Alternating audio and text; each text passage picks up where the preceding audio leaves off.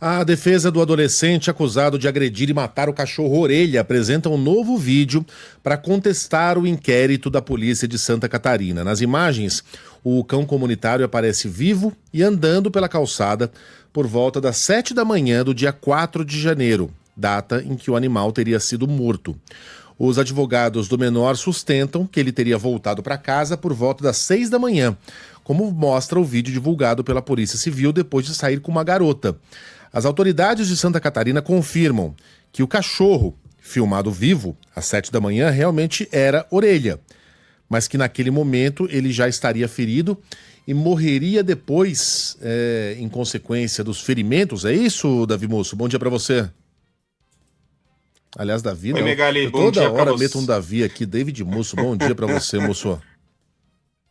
Bom dia, Megali. Bom dia a todos que acompanham a nossa programação. Pois é, a defesa do adolescente apontado como responsável pelas agressões ao cão comunitário Orelha divulgou um vídeo que coloca justamente em dúvida a linha do tempo que foi apresentada pela Polícia Civil como resultado das investigações relacionadas a esse caso. Como você disse, essas imagens mostram o animal caminhando pela vizinhança por volta das 7 horas da manhã do dia 4 de janeiro, justamente um horário posterior ao estimado pela Polícia Civil como o momento da agressão, que teria sido, no argumento da polícia e na lógica da investigação, por volta das 5h30 da manhã. O advogado Rafael Cali, que representa o adolescente na investigação, afirma que as imagens reforçam a negativa de participação do jovem ou ao menos apontam a fragilidade dos indícios que foram reunidos até agora. Vamos ouvi-lo.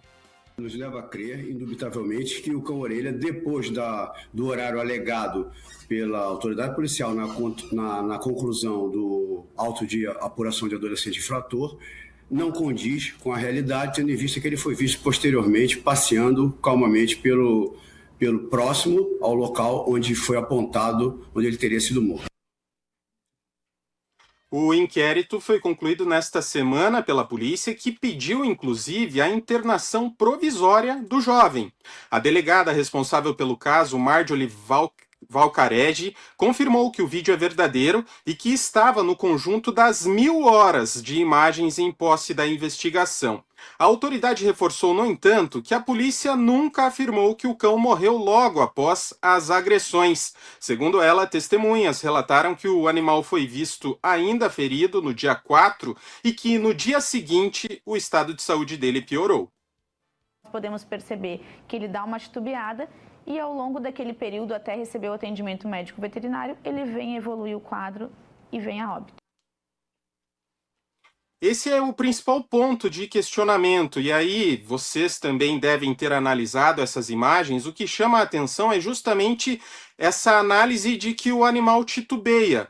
Eu não sei vocês, Megali, Sheila, Carla, se vocês entendem que o comportamento desse animal ao caminhar, que a gente está mostrando nesse momento nessa live, condiz com a de um cão ferido. É isso que as investigações pretendem responder.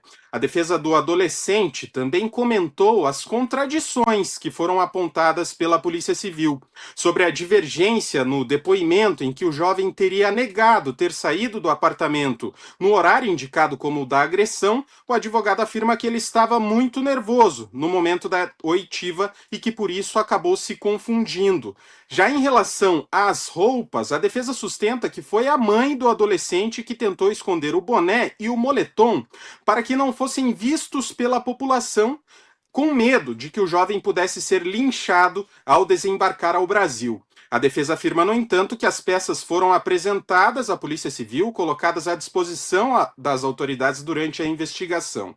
É importante ressaltar que, até o momento, nenhuma imagem foi divulgada mostrando o momento exato das agressões ao cão Orelha. Volto com vocês. Olha, David, obrigada pelas suas informações. O David, é claro, está debruçado sobre esse assunto, né? A gente tem tratado, e acho que é importante a gente tratar com muita cautela. Primeiro, em relação ao trabalho realizado pela investigação da Polícia de Santa Catarina, há muita pressão, de fato, e aí não tem nenhuma questão com politização, se é de direita, se é de esquerda, há uma pressão em cima para que haja uma resposta.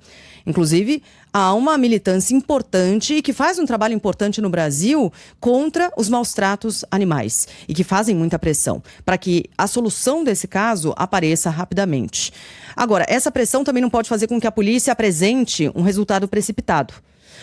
A polícia de Santa Catarina até aqui trabalhou, diga-se, com pouca transparência no sentido de não ter explicado toda a sequência dos fatos e de onde extraiu a conclusão de que esse adolescente é o único culpado, ou seria o único culpado pela agressão a esse cachorro. Caberia, sim, ao delegado em Santa Catarina, aqueles que participaram das investigações todas, darem as suas entrevistas coletivas, virem a público esclarecer pergunta a pergunta, né? Isso se trata de transparência com o caso. Não é uma investigação que corre sob sigilo. Sob sigilo, apenas o nome do adolescente ou dos adolescentes, se a gente considerar também o cachorro caramelo, por uma questão legal, né? O ECA protege, garante que esses nomes não podem ser divulgados. Então, uma questão é claro que a gente precisa cobrar da Polícia de Santa Catarina explicações um pouco mais claras sobre como chegou até essa conclusão. Por outro lado, acho importante que a gente não se precipite ao analisar essas imagens, e não somos especialistas nisso. Ah, mas ele estava titubeando, não estava titubeando. Esse cachorro morreu e foi encontrado com vida, importante que se diga, agonizando no dia 5, no dia seguinte. O laudo do médico veterinário que fez a eutanásia, porque essa agressão levou a uma eutanásia, ele não foi encontrado morto, o médico disse que ele morreu até 2 dias antes. Que ele sofreu agressão até 2 dias antes. Então, é possível que ele tenha sofrido agressão antes dessa imagem? Sim, é uma possibilidade. Mas para isso a polícia poderia ser um pouco mais clara em relação a isso, né?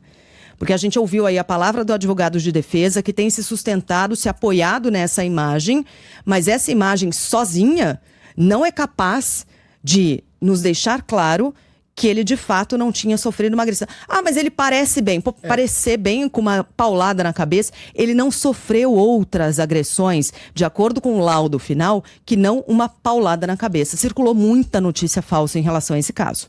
Foi uma paulada na cabeça que ele recebeu, isso está no laudo do veterinário que realizou a eutanásia. E foi essa a motivação da morte. Segundo esse laudo, o cachorro sofreu agressão até 2 dias antes. Está confirmado, né, que aquela história de tortura sistemática que durou Isso não horas, aconteceu. Não aconteceu, isso era fake news. Aliás, você não viu isso em nenhum órgão de notícias sério, né? Isso era um post de internet. E o advogado, né, Carla, usou ali um advérbio, calmamente. Não dá para dizer que ele está andando calmamente. Quem nunca viu ou ouviu falar pessoas que sofreram acidentes, pancadas na cabeça, saíram andando aparentemente calmamente e morreram, né? Horas depois, devido a um sangramento interno. Então não dá nem para afirmar que ele estava vacilando, né? Qual foi o verbo usado? Titubeando, né? Titubeando, né? Na caminhada, a não ser que você seja um perito mesmo, e muito menos dizer que o cachorro estava calmamente, até porque ele morreu. Sim. Né? Tá morto, né? Então, com a palavra os especialistas, né? E cuidado com a informação. E, de novo, aquilo que a gente falou ontem, quanto mais transparência na comunicação por parte da Secretaria de Segurança Pública de Santa Catarina, melhor. Uhum. Agora, começam a chegar aquelas mensagens, esse é um assunto, né, muito difícil, em que a gente, precisa tratar com cautela, é verdade. A Band News parece querer provar que a Orelha se suicidou. Tá irritante esse negócio de querer livrar esses filhinhos de papai. Ninguém aqui tá querendo livrar filhinho de papai nenhum. Pelo contrário, a gente quer que os responsáveis sejam punidos devidamente. Para isso, a gente precisa ter convicção de quem são os responsáveis. Se de fato foi esse adolescente. E eu acabei de falar aqui sobre essa imagem que está sendo utilizada pela defesa. E eu digo, essa imagem sozinha não sustenta o que a defesa está dizendo. Mas, enfim, esse é um assunto que tem mobilizado demais as pessoas de maneira muito apaixonada, né?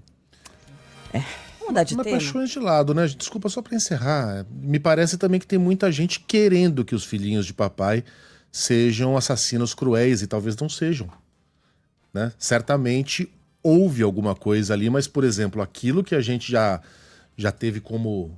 que muita gente teve como verdade, né? Que eles se reuniram em um grupo de 4 para torturar de maneira cruel o cão, isso não aconteceu, né? O que aconteceu não sabemos. A gente não condena e nem absolve ninguém por antecipação. A gente deixa a investigação nas mãos da polícia e cobra as respostas.